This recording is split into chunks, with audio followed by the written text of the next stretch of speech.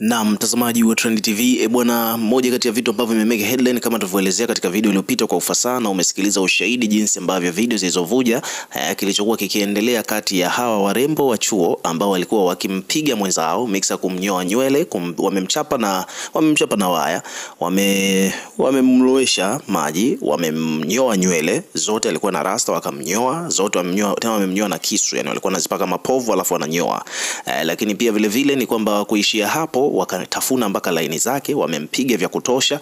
Na yote haya ni kwamba kisa ni Mwijaku, kwamba huyu kuna bidada hapa anaitwa Mary ambaye alikuwa ni mchepuko wa Mwijaku, lakini huyu mchepuko wa Mwijaku alikuwa na rafiki yake, na mwisho wa siku huyu rafiki yake ndiye ambaye akaja kumsaliti. Yani huyu rafiki wa huyu Mary ambaye ndo mchepuko wa Mwijaku aliamua kuingia katika mahusiano na Mwijaku. Sasa hawa wamekuja kumbamba na ndo hivi wakamfanyia hayo mazito. Sasa Mange amevujisha hizo video, na pia vile vile alichokizungumza sasa Mange Kimambi ni kwamba kitendo hiki kimemkera sana Mange, akidai kwamba imekuwaje wanawake wanapigana au wanamnyanyasa mwenzao kisa mwanaume, na mwanaume mwenyewe ana familia, ana mtoto na ana mke kabisa, ameoa na anajulikana Tanzania nzima almost. So Mange alimeposti hizo video kisha akaandika kwamba haiwezekani ukamnyanyasa mwanaume mwenzio, haiwezekani ukamnyanyasa mwanamke mwenzio kwa ajili ya mwanaume. Hapana.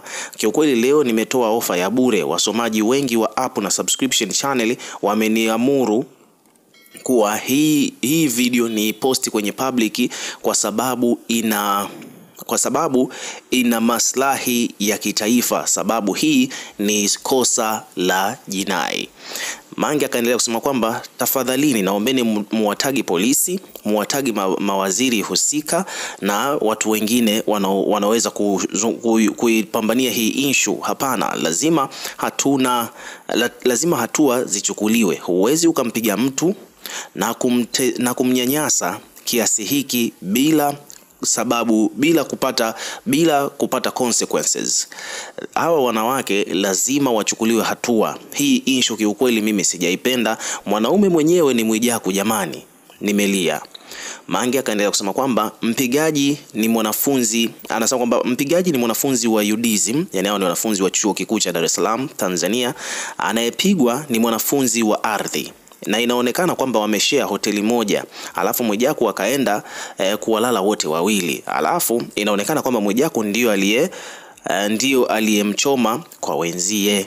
Umeona bwana. So hivyo ndivyo mambo yalivyo kuhusiana na hii issue. Kwa hiyo Mange amekuja kuzungumza hivyo akiwa anataka vyombo vya sheria, mamlaka husika ichukue hatua, kwa sababu huyu binti yaliyomkuta ni mazito, lakini pia watu walikuwa wanatamani pia wamuone na Mwijaku naye pia akishughulikiwa kuhusiana na hili ambalo limetokea. So ukiwa kama mdau, weka maoni yako katika comment section, tutakuwa tukisoma na kureplay kila comment, na pia vile vile hakikisha una subscribe kwa ajili ya kupata update zaidi.